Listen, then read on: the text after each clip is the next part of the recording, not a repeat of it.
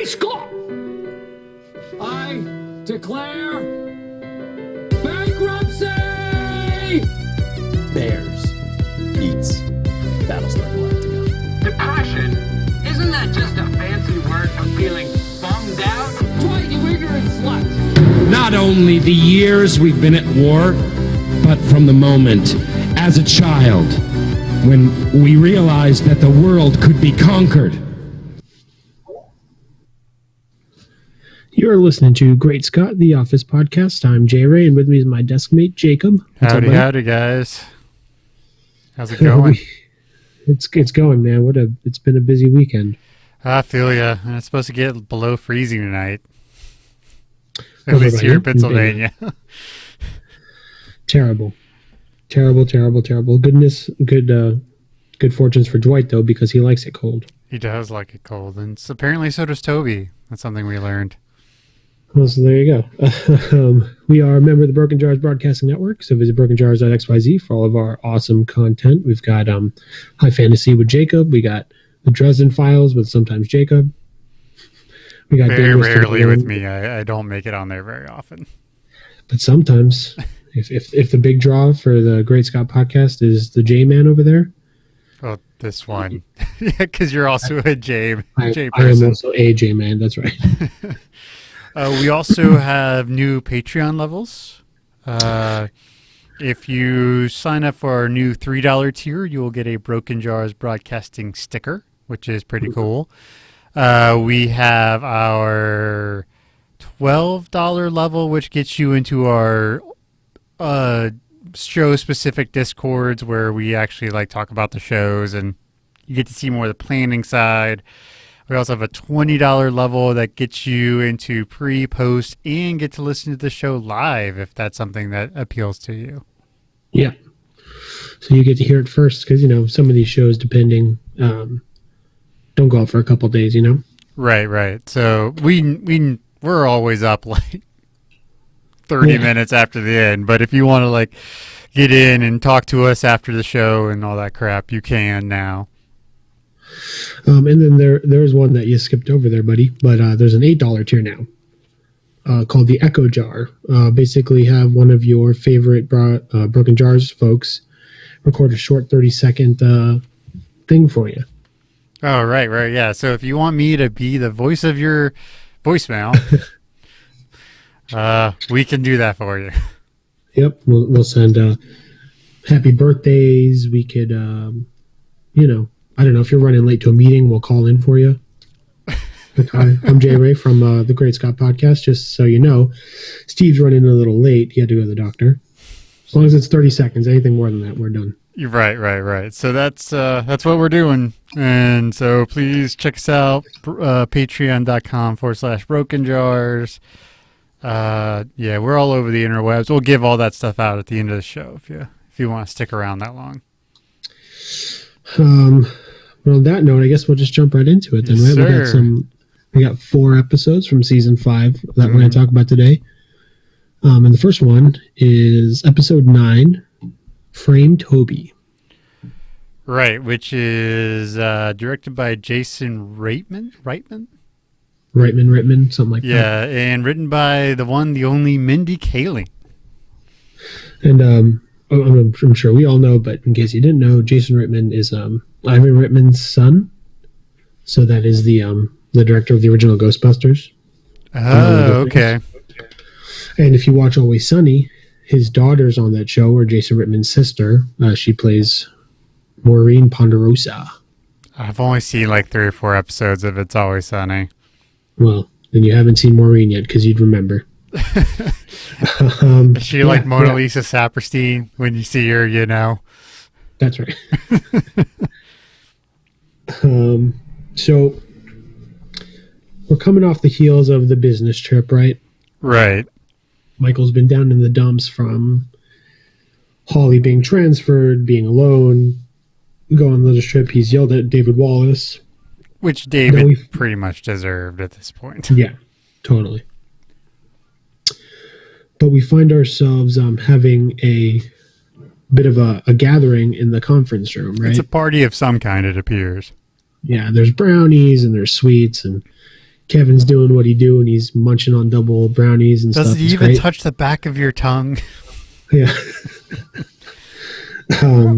So Michael comes in, gets 2 brownies. He's like, I'm going to save one for now, or eat one now and save one for later. Because it's healthier. Exactly. According to And, Michael. He makes that claim a few times where if you eat it over an extended period throughout the day, it's healthier than eating it all at once. Which I don't think is true, Michael. I mean, if he did some form of exercise or anything else, really, but he's just sitting in his office eating brownies all day. I mean, it doesn't really matter, right? I mean, there is some sort of like, I mean, it might affect it a little bit when you're talking about like metabolizing and stuff, but for the most part, calories in, calories out kind of deal. Right, and especially within 24 hours. Right, yeah. Yeah, if you're not sleeping in between. Yeah. So Kelly comes in and grabs 2 brownies, and Ryan's like, "You're taking 2?" A little judgmental, honestly, on his. Was that part. Ryan? I thought it was Michael who said that. No, I thought it was Ryan. Yeah, because I felt like when he said it, that's what stuck out to me. He's like being the judgmental boyfriend who's worried about her size. But then she says, the one's for Toby. And then Michael overhears. He's like, yeah, right, whatever. In his joking tone. And Jim's like, oh, yeah, he's back. Uh-huh. So, yeah. It's like, yeah, so Jim gets to go back, and Michael's all like, dare I go back? Like, how terrible of a boss is this that he hasn't been to a, like, 20 feet from his office, to the back portion. Because if he makes it to the break room, not the kitchen, he basically has to walk through that area anyways. Right. But we've seen him eat lunch in his office sometimes too. So maybe that week he was lunching in his office, It could be. So he goes back there, and Toby's not there first. It's like, good practical joke, Jim. Get me to come back to the annex. Like, he just doesn't ever go back to the annex anymore, which he kind of explains later to Wallace because he doesn't want to miss Holly. Right. And what happens is like the greatest GIF on the internet, right? It's definitely one of the most common reaction GIFs ever. And honestly, I think it's one of my favorite bits of Michael Scott. It's just the way Steve Carell does it. It just feels so pure and honest. So he goes and the seat is empty, but then Toby shows up. Right. Maybe it was in the break room or something, maybe the restroom, but obviously Michael didn't see him. And the only thing he could say is like, no, like 5 or 6 times. And he's screaming it with all of the pain he has in his heart. And he's like not even staring at Toby specifically. He's kind of like looking off into the abyss in such a way where he's like yelling at the gods themselves, No, God, no. No, God. No. Please, God, no. Yeah. It is And so then good. cuts him off. Yeah. Like, you actually do, like, feel kind of bad for Toby here. Like, everyone's super excited. Well, at least most people seem to be happy to have him back. But he's like, and Michael's just like, no. Like, it looks like someone, like, shot his puppy, It's true. It's Like, true. Like he if walked outside and there was a family member or something lying dead on the sidewalk. You know what? I don't even know for Michael if a family member lying dead on the sidewalk would get such an intense visceral reaction. Absolutely. Yeah. Especially if it was his mother's new husband, this father, stepdad or whatever. Right. So, we cut away mid-no. We find ourselves back and he's talking to David Wallace basically. Is this the 911? It is. Yeah. So he texts David Wallace 911. And everybody's assuming that there's some huge emergency, someone's hurt, there's a fire, something's damaged, stolen, something. Right. And Michael reveals that, nope, Toby's back, and it's the worst thing. He's like, so no one's hurt? And Michael's like, not on the surface. Yeah. was such a great throwaway line right there. It was like, oh, that's pretty good. So, Michael's trying to run through his head, and he's trying to talk to David about how we can fire him. And David Wallace says there has to be cause. Right. And Michael says it is because I hate him. It's great. And this is something that comes up multiple times throughout The Office where he or somebody is trying to fire somebody else. They bring up the whole "you can't do it without cause" thing. Because Andy tries to fire a few people. He tries to fire Nellie. He tries to fire Pete. I mean, he tries to fire Nellie a few times. Oh, yeah.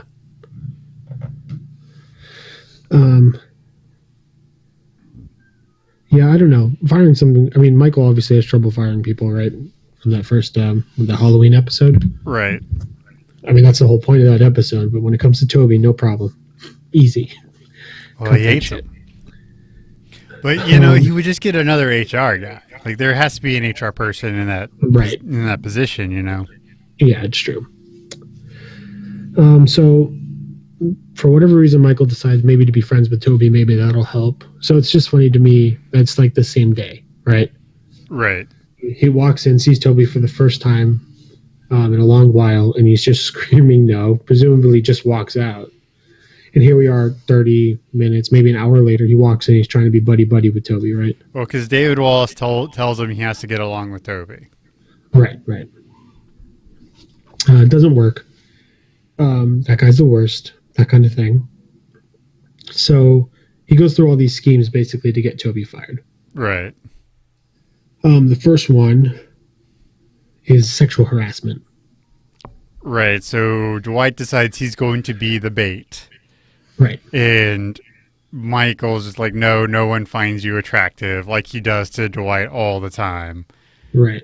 But apparently, according to Dwight, men find him very attractive. That's right. Which I don't know. Yeah. Maybe if we have any listeners who can weigh in on that, is Dwight attractive? Yeah, men or women listeners. Yes.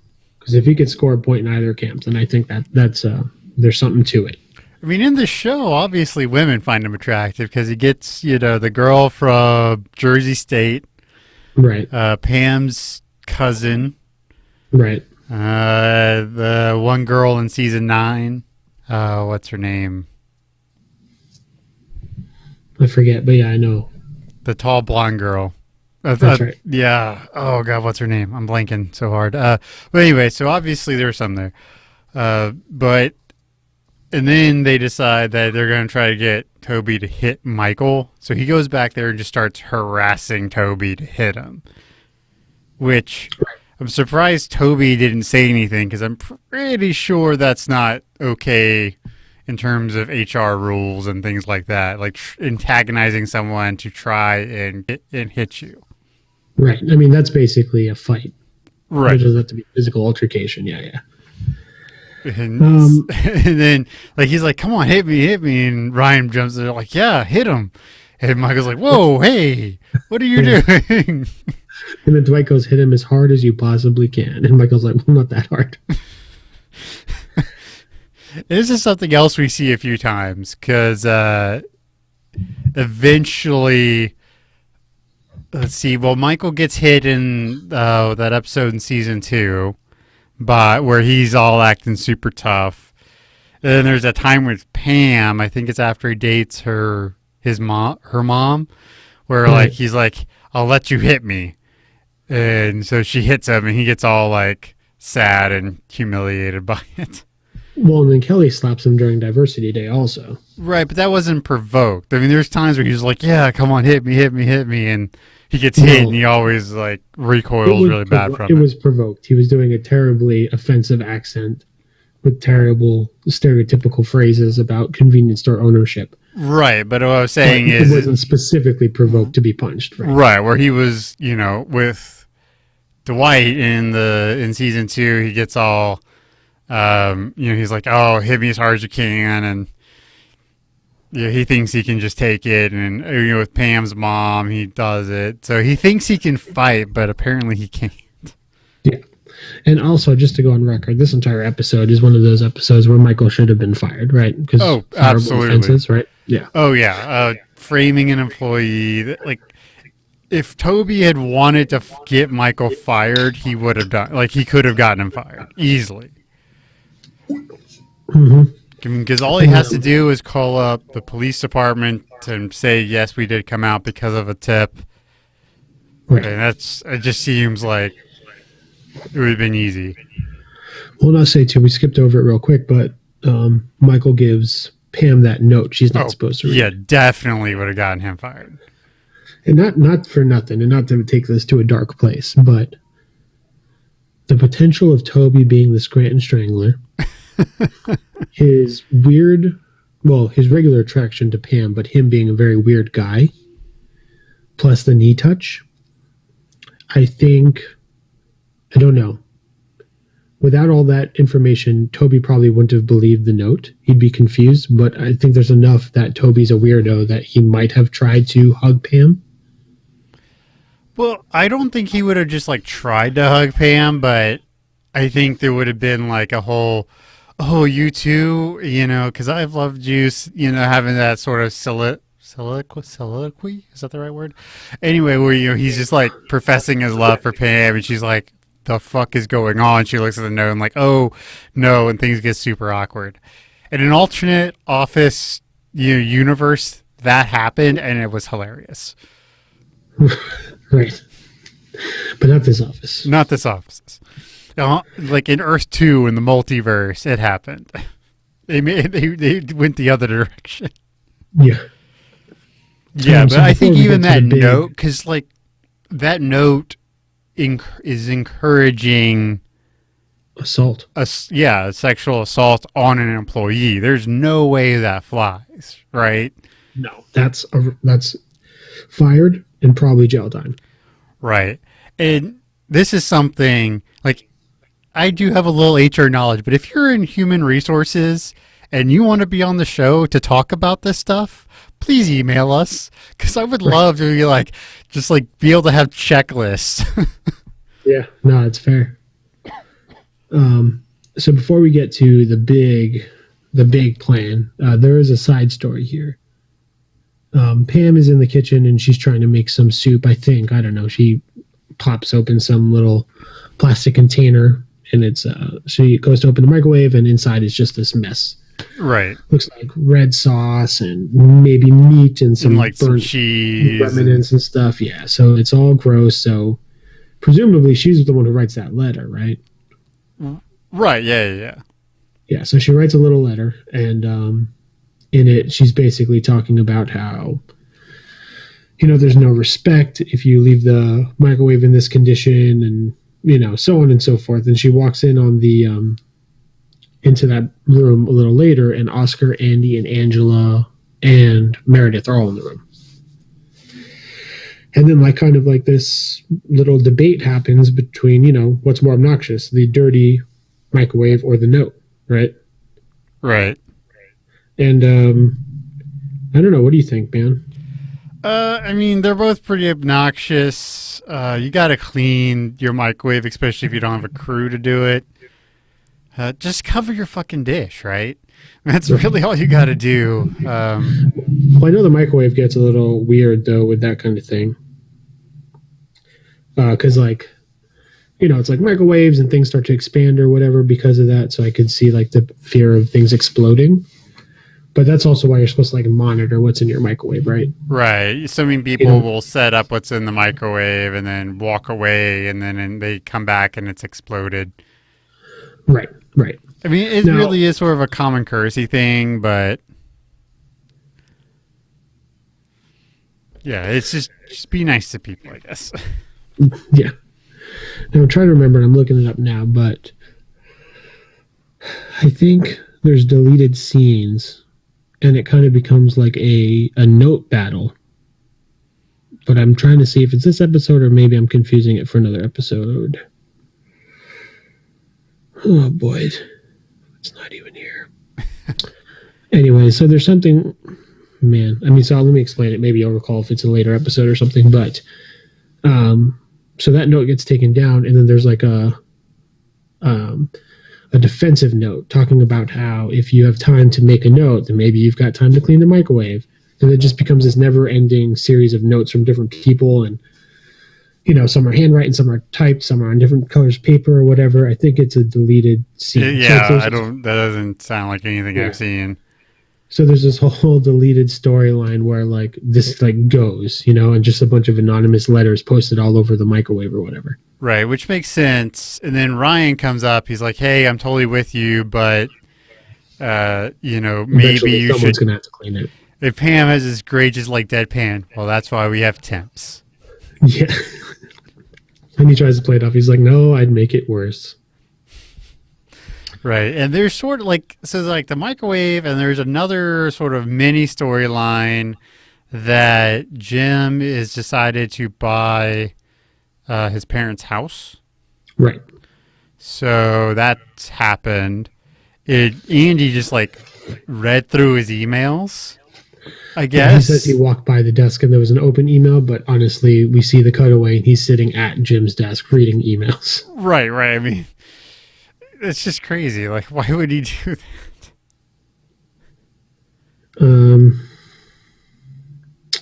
So yeah, that so the whole office knows now about it, so they're all trying to give him like not tips, but they're like asking him or whatever. And obviously he wasn't like 100% sure about the whole thing anyways, right? So it's like making him feel a little like self-conscious or whatever, but well, I mean, I did recently buy a house, and we were 100% certain this is the house we wanted. It was a good price. It was everything, right? But I was still scared shitless, like wondering if I was making the right decision or not. It's a big, no matter how perfect it is, it's still a really big decision. I will say Jim has the benefit of having lived in that house. Like, there's no better situation where you really know what you're going to buy. Because, for example, I just moved, so I'm in this new apartment. And there were some oddities that we were like a little concerned with and stuff. And you do that like pre-move-in check-in and stuff. And you're checking what's broken or what's not, what needs to be fixed before you get there. But you never really know how it all shakes out until you live there. Right.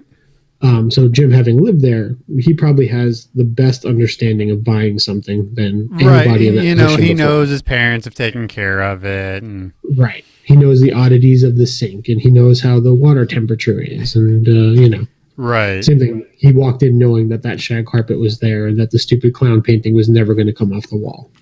And we also find out that he doesn't live very far from Creed, and they should go throw stuff down the quarry.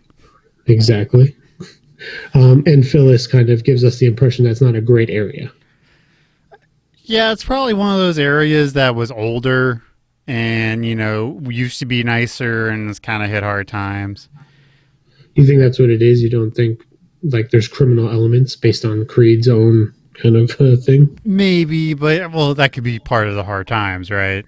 Yeah. But I mean, I don't know how it is in Jersey, but PA has been hit really hard for the last 20 years with the changes in demographics and industries. Actually, there's a really big write-up in today's paper about how industries are moving out of Pennsylvania, especially manufacturing, all that stuff. So there's a lot of towns. So it could have been one of those places, especially being by a quarry, that maybe it was nice while the quarry was running and now there's nothing there. And so it's not as nice.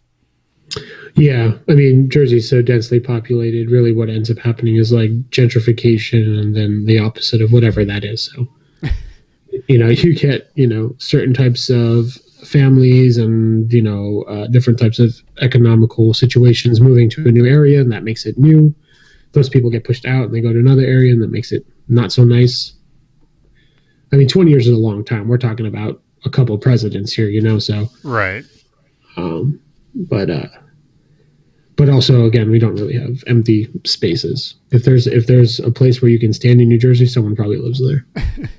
Well, you get the impression that his parents have owned that house for a long time, basically his entire life. So they've been there for like 30 years.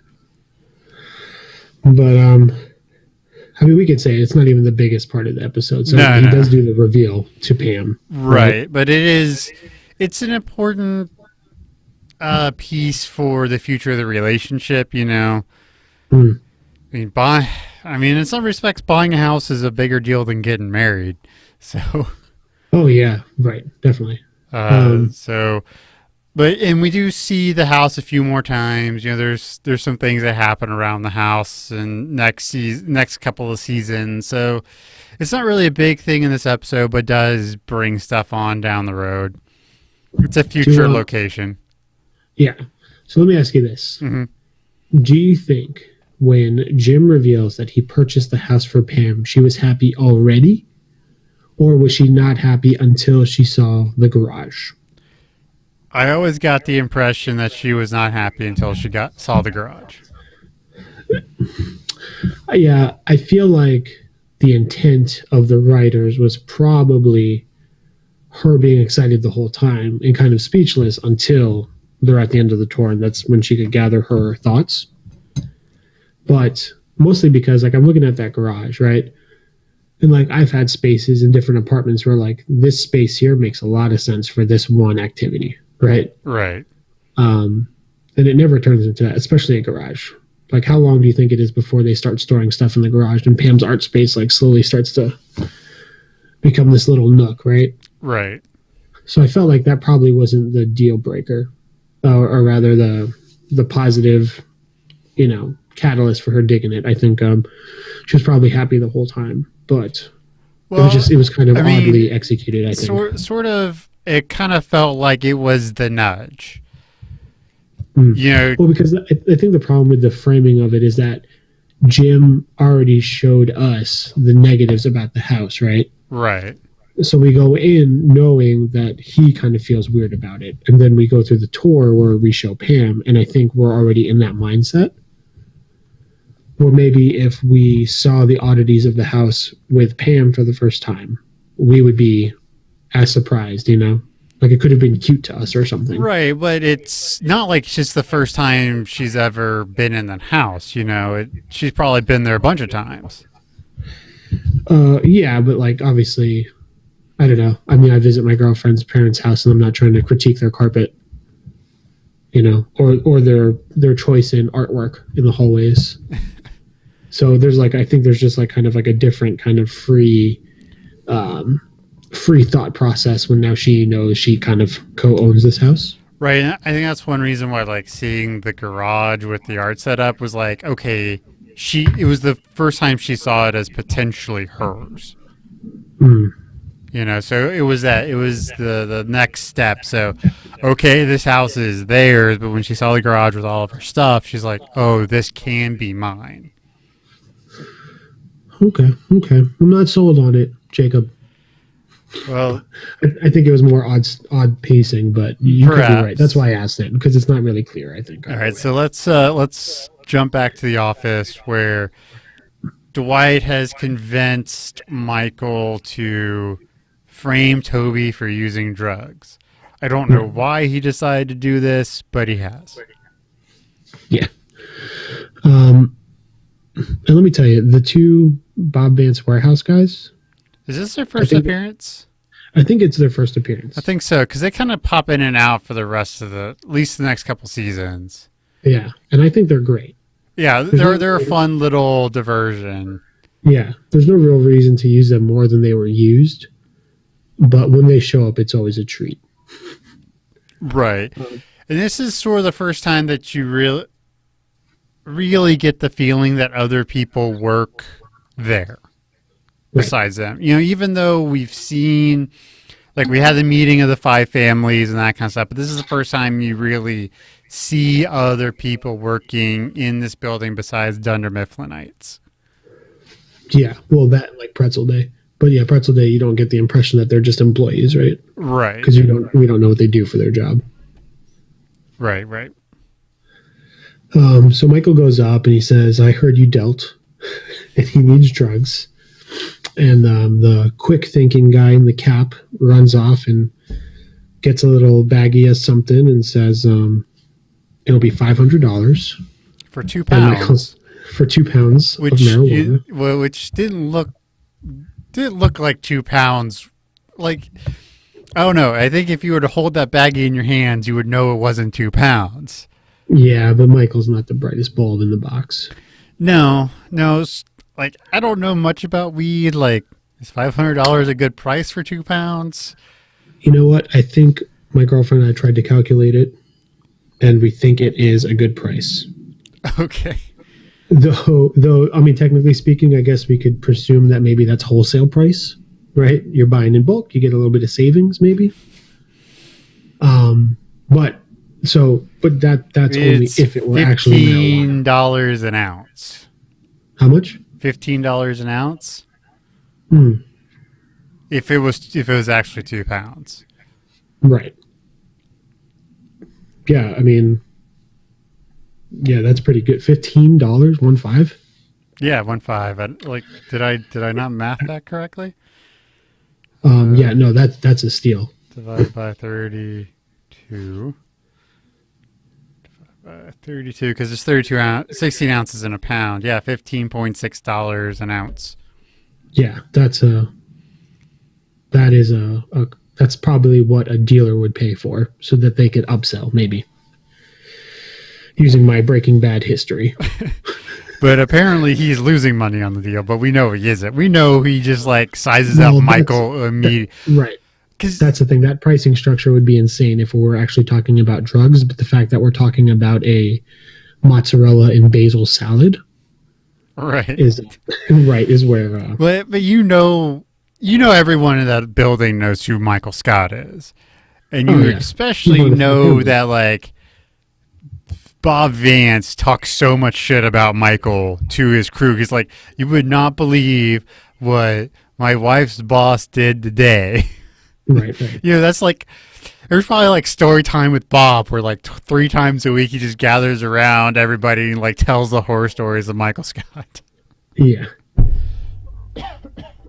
But so he gets this bag filled with presumable drugs.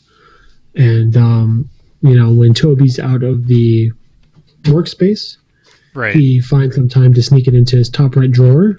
And then Dwight calls in, not even an anonymous tip. He calls in a tip as Andy. Which is, I'm presuming, very, very illegal. Which part? All of it? Well, yes, all of it, but him giving Andy's name, right. I'm pretty sure that's a crime. Yeah, I mean, the fact that it's the false tip, I guess maybe what it was a safety net. So, like, okay, the cops find out that this was not a real thing. Right. And so when they find that out, then they'll blame Andy, right? And if they never find it out, then it doesn't really matter who called. Right. Well, I mean, it's obvious why Dwight would pick Andy, right? Because if they do get in trouble, he wants Andy getting in trouble. Right, so he can get back with Angela. Mm-hmm. So the drugs are in there, drugs, quote unquote. The 5-0 shows up. Dwight takes the lead, goes to show them to the annex. Creed bugs out.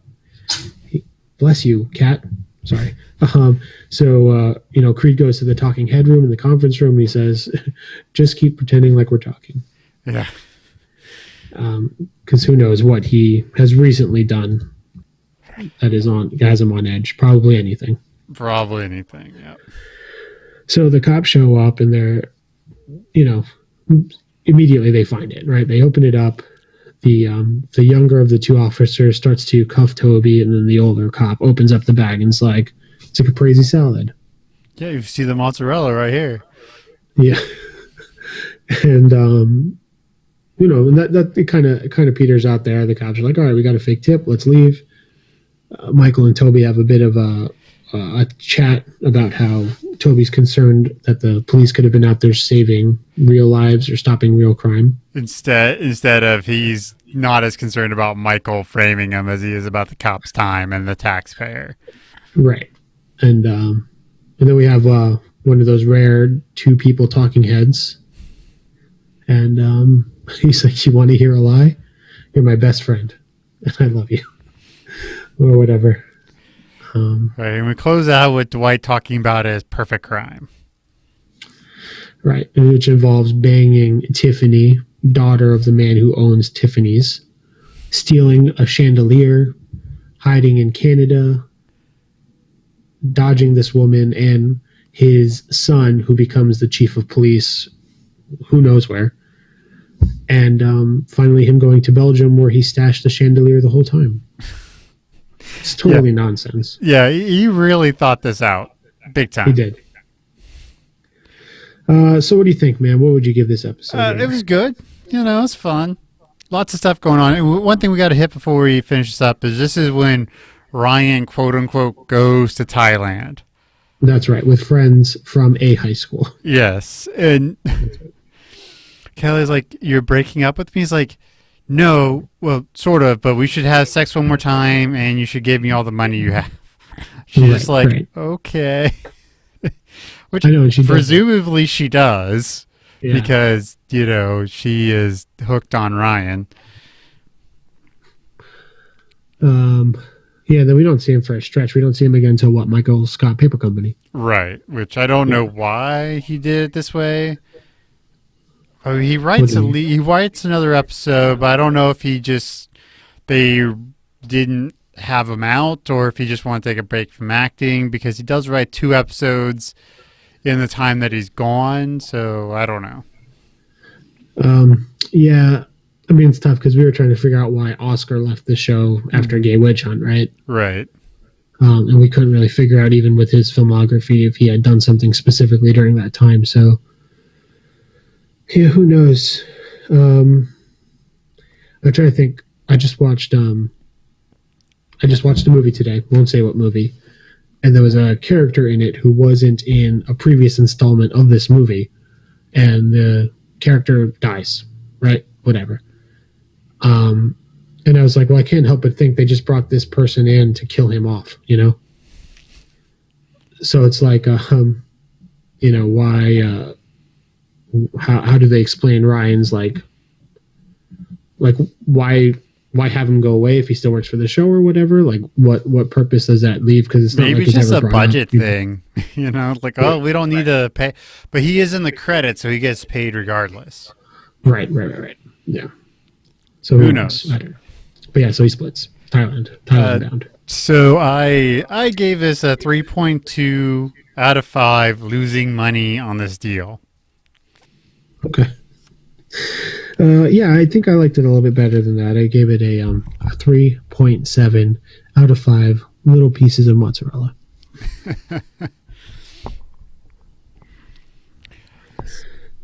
So up next, we have, where is it? The Surplus. Right. This is a fun episode. I like this one. Yeah. Written by Lee Eisenberg and Gene Stupinski and directed by Paul Feig.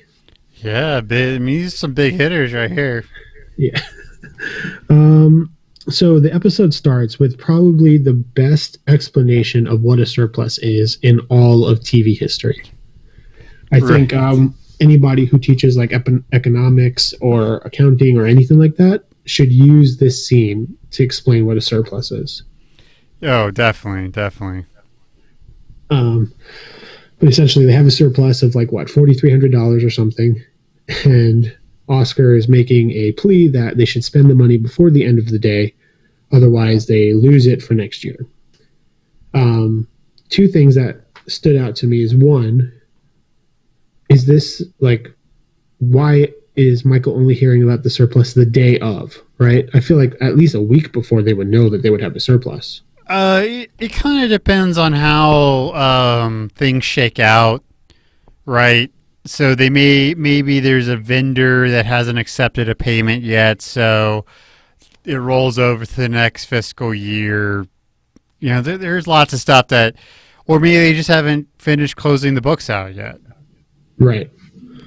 You know, I don't really know how this would happen, but it seems that, you know, it makes a little sense, especially because you got to figure it's a multi-million-dollar you know, they're running millions of dollars through Scranton a year with all the sales and everything. So you're probably looking at like probably like less than 1% or around 1 percentage point. So it could have been like a rounding error that they found. Mm-hmm. You know, something like that. So it doesn't really strike me as that odd.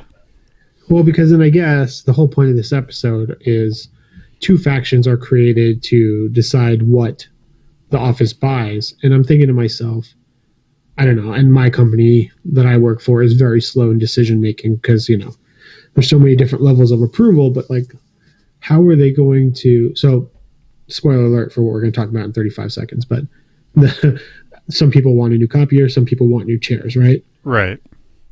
Within 7 hours, it would be impossible for my company to decide on either or. And if we did decide either or, which versions of those things to get, you know? Right. So obviously Michael has some kind of ability to authorize this kind of payment to somebody in a hurry, right? Right. I don't know why Or he how do didn't you just... decide what kind of copier you get? Or how do you know what chairs are good? Well, going back to chair model, we know that Pam has been wanting this new chair for quite some time. Yeah. So, I mean, this is roughly 6 months. If you take, you know, calendar, real time versus, you know, what's being shown on TV as fairly accurate, which they tend to be, then it's, you know, she's been wanting this new chair for quite a while. She knows exactly what she wants. Sure, but I feel like, I mean, they probably all get the same chair though, right? You would think so. Yeah. So, but I mean, like, you have to find the vendor, you have to make sure it's in stock, then you place the order. And I mean, if it is that easy and you know what chair you want, that's fine. But then with the printer and stuff, like, printers have so many features. Right. I mean, The unless supplier. unless Oscar just knew, you know, Right, he had done the research, what he wanted. Yeah. So, I don't know. I mean, obviously, because they don't decide till like the end of the day, right? Right, which doesn't seem like enough time to spend it, but maybe they can build a purchase order before the end of the day that would count towards the budget. Yeah, because that's what I wonder too, because I would have assumed that the money has to be out of the account or, you know, whatever for it to be actually part of the budget spent.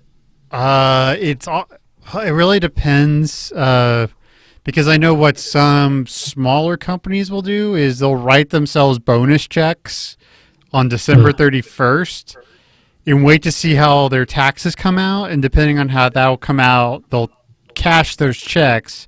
And since they were written on the 31st, they count towards the previous year's taxes.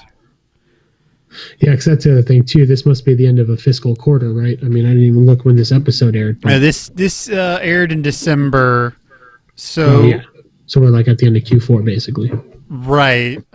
So I mean, it's a weird timing for it to be, unless their fiscal year is December to November, which is I've never seen, but everyone has weird fiscal years. I mean, having a January to December fiscal year is really abnormal for most big companies. Right. Okay, well, so there you go, guys. That's grown-up talk there on the Great Scott and this is podcast also here. a terrible way to budget because it incents people to spend more money than they have to Well, that's the thing. continually I mean, grow their that's- budget. Yeah, well, that's why the manager gets the bonus to come in under budget as like the leader, you know? Right.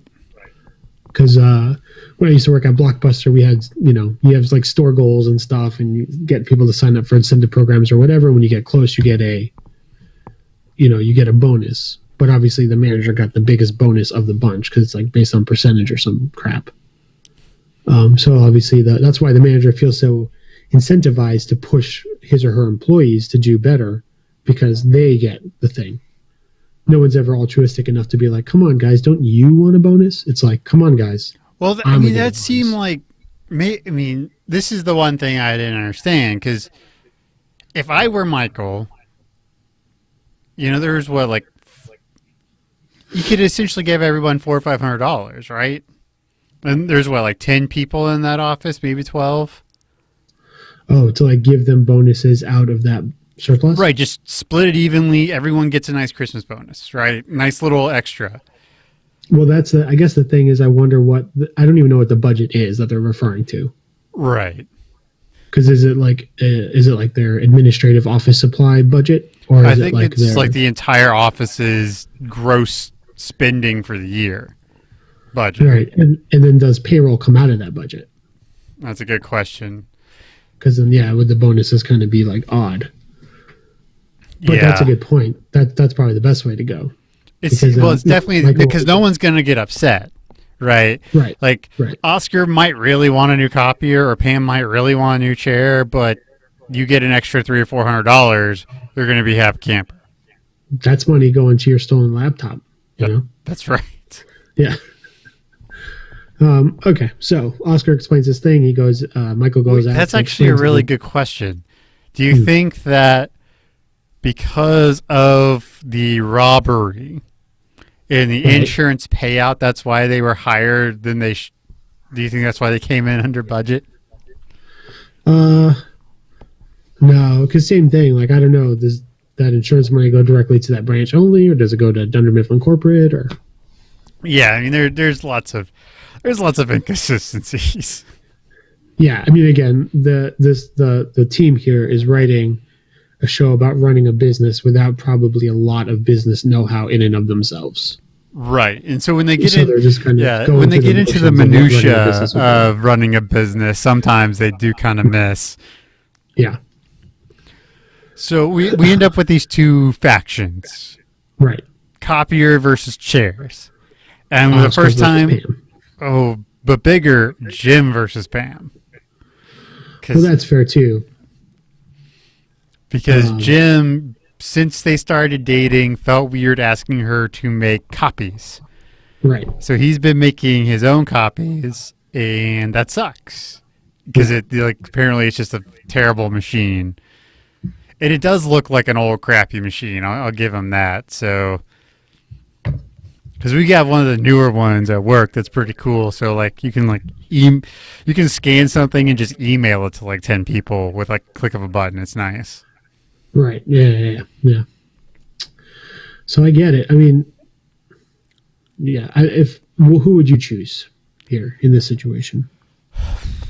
I mean, Obviously we don't know. We don't have firsthand knowledge of how terrible these two things are.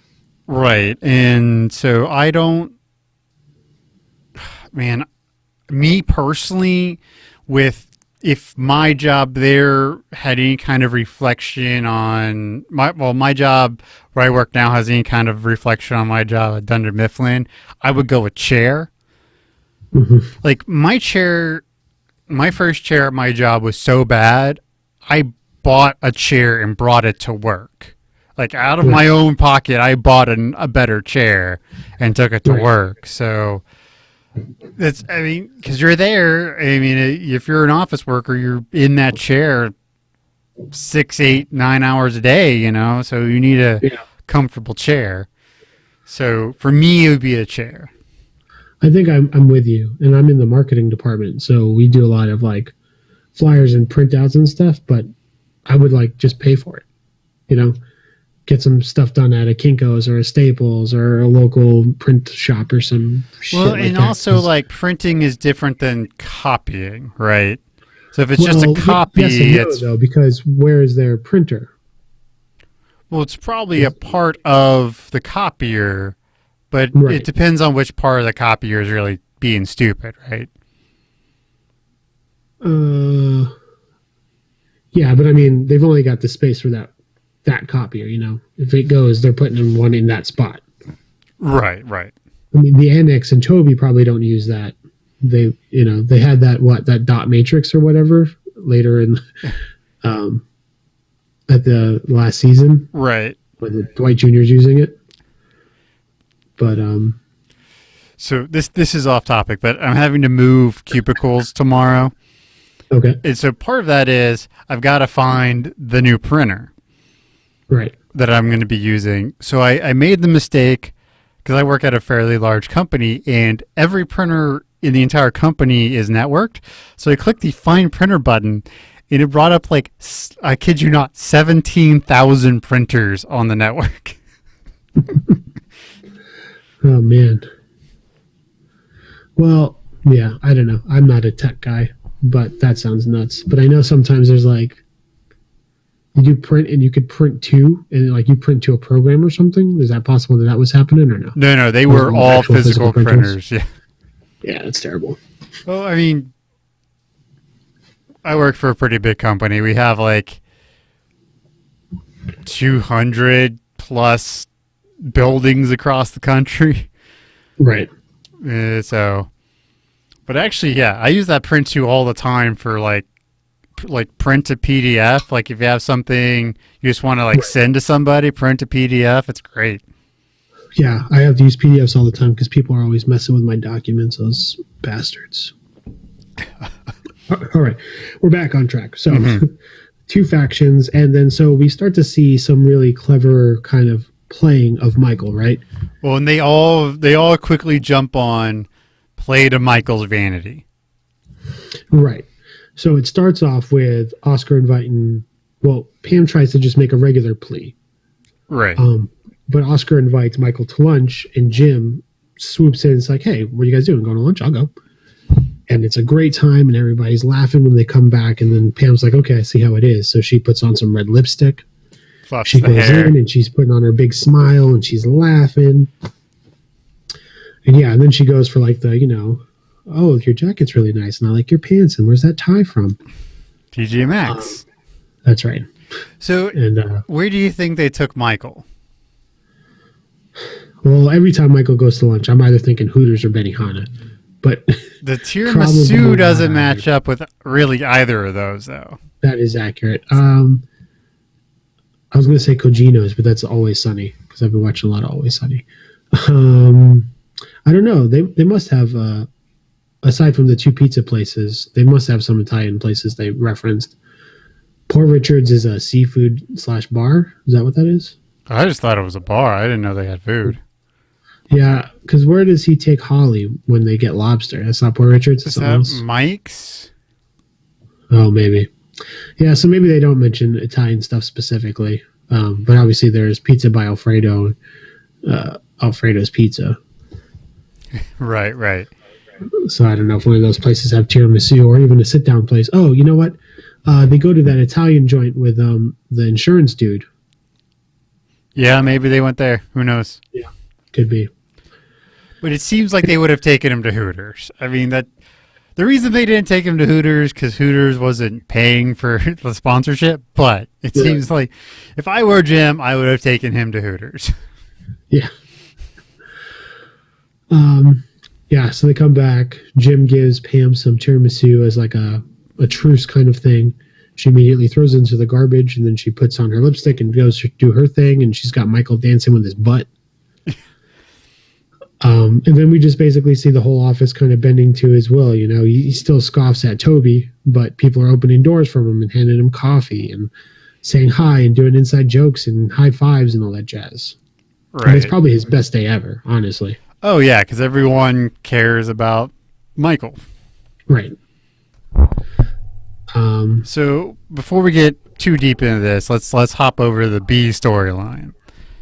So Andy and Angela are going to Shroot Farms to check out the venue for the wedding. Right. And they don't really like their directions, 120 paces or walk until you hear the beehive. Yeah, that kind of stuff. Very Dwight directions.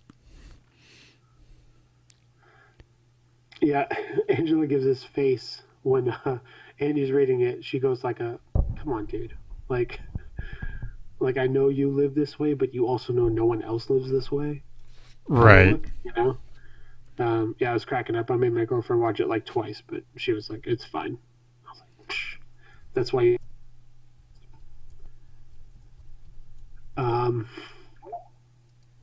Whoops.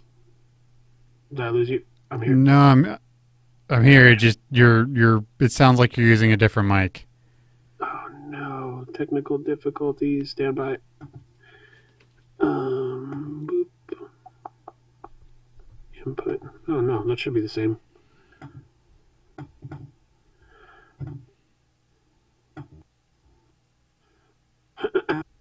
Okay, you keep talking while I figure this out, though. But yeah. Okay, so they decide that they're going to do this.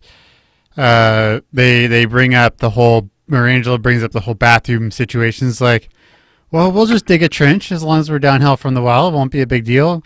But Grandma Mimi's not squatting over trench, and Dwight, in his Dwightness, is just like, oh, we'll just put out a stump. No big deal. Like, screw regular bathrooms and all this good stuff. And we also learned this episode that so far that Andy has lost 8 deposits and seen Angela naked 0 times. So they still haven't had sex together. So, and we don't know about Moroccan Christmas. So sometime between this episode and the duel, she has sex with Andy twice, which is actually a pretty big plot point because it sort of diffuses the whole situation in the duel, which we'll get to later. Yeah. You can hear me? Huh? Yeah, it sounds like you're in like a cave or something. Sounds like you're 1,000 miles away. Hey. No, it's still terrible. Oh my god. This is great, guys. Okay. Keep going again. So my question is, did Andy get any of, or did Dwight get any of Andy's money? Because we know that he's been losing deposits left, right, everywhere. So did he lose any money to Dwight at all? Well, it's hard for me to answer because I sound like crap. But yeah, probably, right? Right. So, like, do we know of any, like, but he never says anything about fees or anything like that. So, yeah, we don't even know how much Dwight was charging him, right? Right.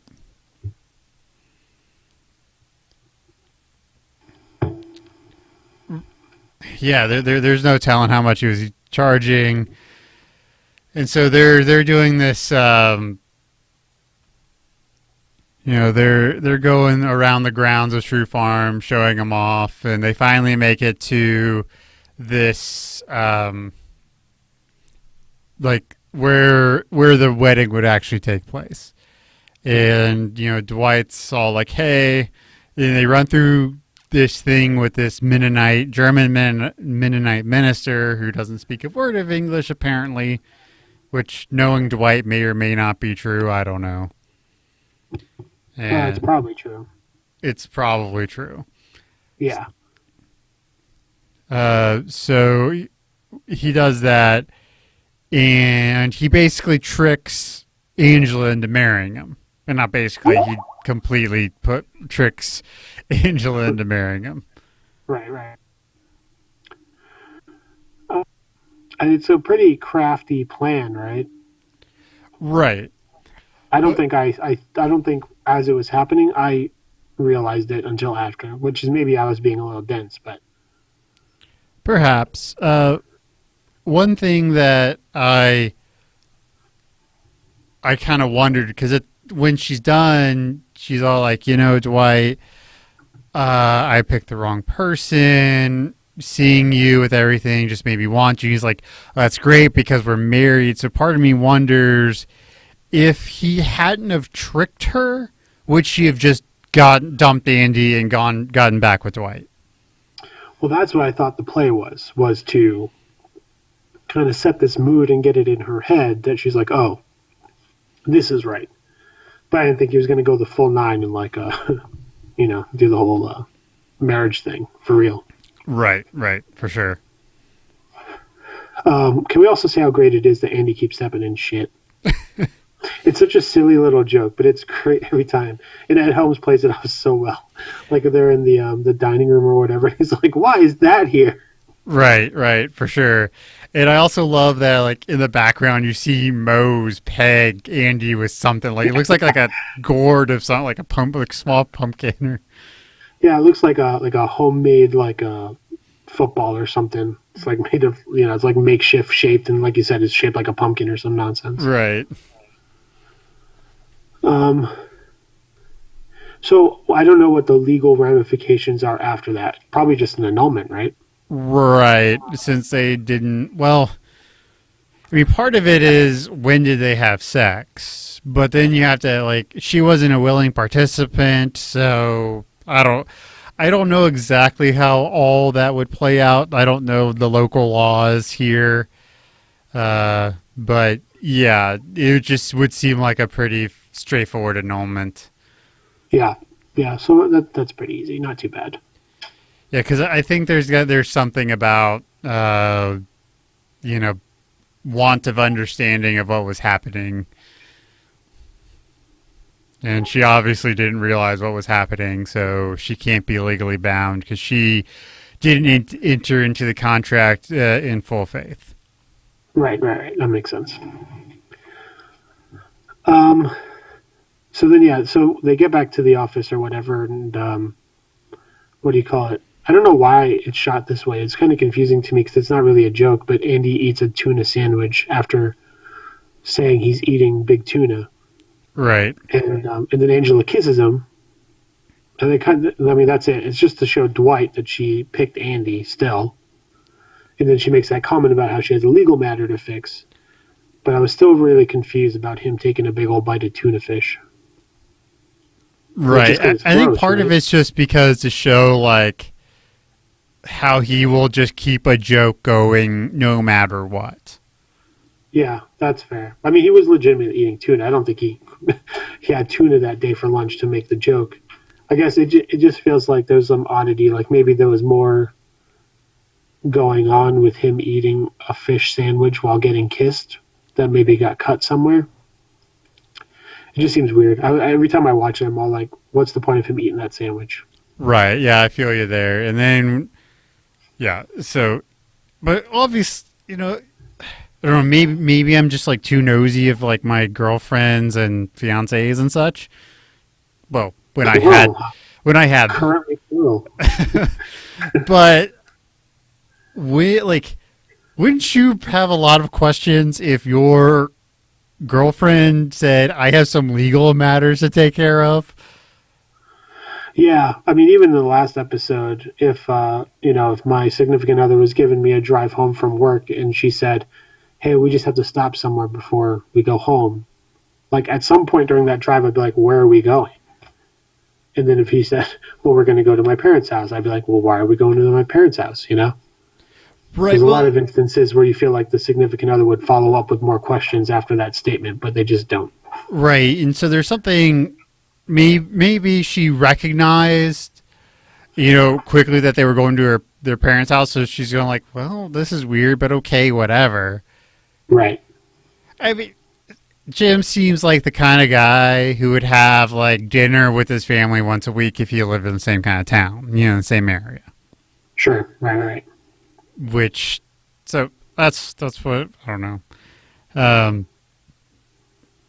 Anyway, so yeah, it just seems like a weird thing to me. Like, why doesn't Andy just like, okay, or maybe that's something that all these accountants always have to do. So. Well, I wonder, too, if Andy's just been so conditioned at this point not to ask questions of Angela. That's a good point. Maybe not. She just treats him like an idiot all the time anyways. Right. But yeah, so that happens, and then we're still in the office, and now Michael has he needs outside help now, right, to make this decision. Right, and he brings in Hank for his sage advice, which is totes racist. But he actually has some know-how about both of these things. It's true. He knows of the amazing copiers that exist now. He also is aware that the current chairs don't offer lumbar support. But Michael kicks him out before he can make a decision. Right, because it's apparently very warm up there, and he doesn't want to go back down to his cold nook. Yeah.